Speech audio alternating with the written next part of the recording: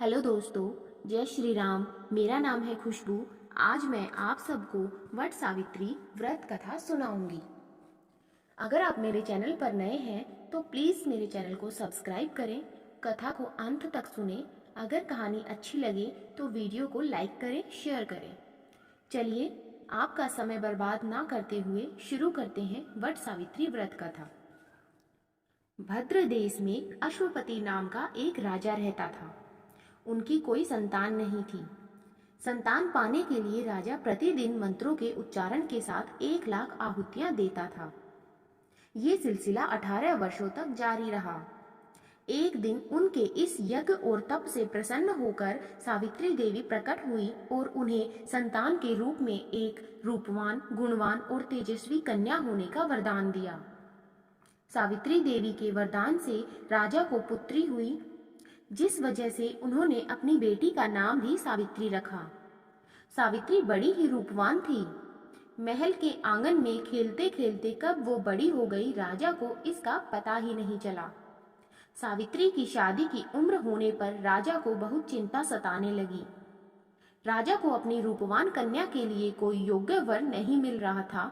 इस वजह से उन्होंने अपनी पुत्री से खुद अपने लिए वर तलाशने के लिए कहा। अपने पिता की बात सुनकर सावित्री ने खुद ही अपने लिए वर ढूंढना शुरू कर दिया।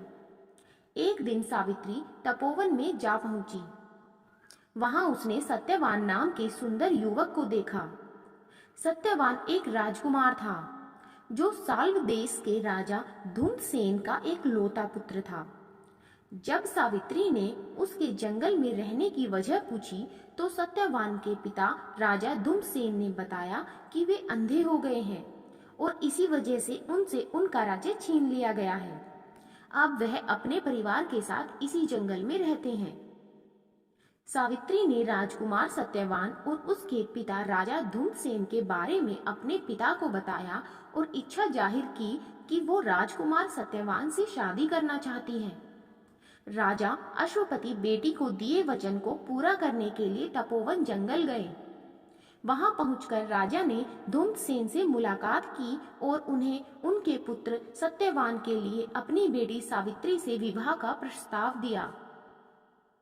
राजा अश्वपति की बात सुनकर राजा धुंधसेन ने बड़े ही निराश मन से कहा, हे राजन, मुझे आपका प्रस्ताव मंजूर है।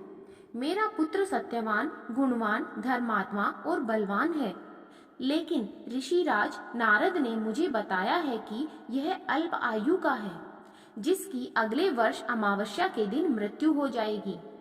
इसलिए मैं आपसे और आपकी पुत्री से विनती करता हूँ कि आप किसी और युवक से अपनी पुत्री की शादी करवाएं। राजा धुंधसेन की यह बात सुनकर राजा अश्वपति और उसकी बेटी सावित्री काफी निराश हुए।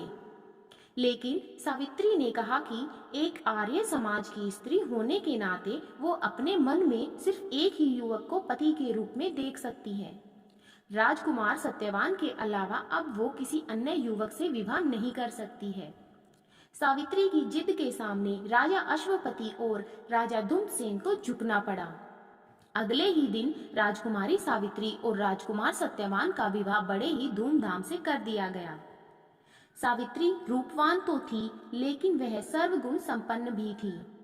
ससुराल पहुंचते ही तो वो तन मन से अपने पति सत्यवान और सास ससुर की सेवा करने लगी। देखते ही देखते 1 वर्ष निकल गया और सत्यवान की मृत्यु का दिन करीब आ गया। जैसे जैसे दिन कट रहे थे, सावित्री का मन उदास रहने लगा। उन्होंने नारद से पूछा कि क्या वो अपने पति की उम्र को बढ़ा नहीं सकती है। वो इस पर नारद जी ने उन्हें अमावस्या के 3 दिन पहले देवी सावित्री का उपवास करने और वट के पेड़ की पूजा करने का निर्देश दिया। नारद के बताए अनुसार सावित्री ने सत्यवान की मृत्यु वाले दिन यानी अमावस्या से 3 दिन पहले देवी सावित्री के नाम का उपवास किया और वट के पेड़ की पूजा की। साथ ही अपने पितरों का पूजन भी किया। देखते देखते ये 3 दिन भी निकल गए और अमावस्या यानी सत्यवान की मृत्यु का दिन आ गया। हर रोज की तरह अमावस्या के दिन भी सत्यवान जंगल में लकड़ी काटने गया और सावित्री भी उसके साथ गई। लकड़ी काटते समय सत्यवान ने सावित्री को बताया कि अचानक उसके सिर में तेज दर्द हो रहा है। सत्यवान की यह बात सुनते ही सावित्री समझ गई यही उसके पति के जीवन की आखिरी पल है। वो जमीन पर एक वट के पेड़ के नीचे बैठ गई और सत्यवान का सिर अपनी गोद में रखकर सहलाने लगी। अगले कुछ ही क्षण में सावित्री के सामने यमराज खड़े थे और वे सत्यवान के प्राण को अपने साथ लेकर जाने लगे। सावित्री भी यमराज के पीछे पीछे जाने लगी। यमराज ने पहले तो सावित्री को बहुत मनाया कि वो जो भी कर रहे हैं वो पहले ही लिखा गया है, वो बस अपना कर्म कर रहे हैं। लेकिन सावित्री ने यमराज की बात नहीं सुनी और वह उनके पीछे पीछे चलती रही। सावित्री की इस निष्ठा और पति के लिए उसका त्याग देखकर यमराज काफी प्रसन्न हुए और उन्होंने सावित्री को वरदान मांगने के लिए कहा। यमराज की बात सुनकर सावित्री ने कहा, हे यमराज, मेरे सास ससुर अंधे हैं, आप उनकी आंखों की रोशनी वापस करने का वरदान दीजिए। यमराज ने कहा, ठीक है, ऐसा ही होगा, जाओ अब घर जाओ, तुम्हारे सास ससुर अब अंधे नहीं रहे। ऐसा कहने के बाद यमराज फिर आगे बढ़े, लेकिन सावित्री फिर से उनके पीछे पीछे चलने लगी। यमराज ने सावित्री को वापस जाने के लिए कहा, लेकिन सावित्री ने मना कर दिया। उसने यमराज से कहा कि वह बस अपने कर्तव्य और पत्नी व्रत का पालन कर रही है, इसीलिए जहाँ जहाँ उसके पति जाएंगे वह उनके पीछे पीछे चलेगी। सावित्री की इस बात को सुनकर यमराज फिर से काफी प्रभावित हुए। उन्होंने सावित्री को एक और वरदान मांगने के लिए कहा। सावित्री ने कहा, मेरे ससुर धूम्रसेन साल देश के राजा थे, लेकिन किसी ने उनसे उनका राज्य छीन लिया है। कृपा करके आप उन्हें उनका राज्य वापस मिलने का वरदान दें। यमराज ने सावित्री के इस वरदान को भी पूरा कर दिया और कहा, जाओ अपने ससुर के राज्य में जाओ, अब वे जंगल में नहीं अपने महल में सोते हैं। यमराज ने इतना कहा और फिर से सत्यवान के प्राण को लेकर आगे बढ़ चले, लेकिन अब भी सावित्री उनके पीछे पीछे चली आ रही थी। यमराज यह देखकर काफी हैरान हुए। उन्होंने सावित्री से इसकी वजह पूछी तो सावित्री ने बताया कि एक पत्नी का फर्ज है कि वो वहीं रहेगी जहां उसका पति रहेगा। अगर उसे ससुर के महल में उसके पति नहीं होंगे तो उस महल में उसके जाने का कोई अर्थ नहीं है। सावित्री की इस बात को सुनकर यमराज काफी प्रसन्न हुए। उन्होंने सावित्री से कहा, हे पुत्री, तुम न सिर्फ रूपवान और गुणवान हो बल्कि एक पतिव्रता भी हो। मैं तुम्हारे इन्हीं गुणों से काफी प्रसन्न हूँ। तुम मुझसे तीसरा वरदान भी मांग सकती हो। यमराज की इस बात को सुनते ही सावित्री ने कहा, हे यमराज, आप मुझे 100 संतानों की मां बनने का वरदान दें। सावित्री के इस वरदान को सुनते ही यमराज ने कहा, हे पुत्री, अब घर जाओ, मैं तुम्हारे इस तीसरे वरदान को भी पूरा करता हूँ। तुम 100 साहसी और पराक्रमी संतानों को जन्म दोगी। यमराज के इस वरदान को सुनकर सावित्री ने कहा, हे यमराज, मैं एक हिंदू नारी हूँ और आर्य कुल की जन्मी हूँ, इसीलिए मेरे जीवन में सिर्फ एक ही पति होंगे और वो सत्यवान है। इसीलिए आपको अपने वरदान के अनुसार मेरे पति सत्यवान को फिर से जीवित करना होगा।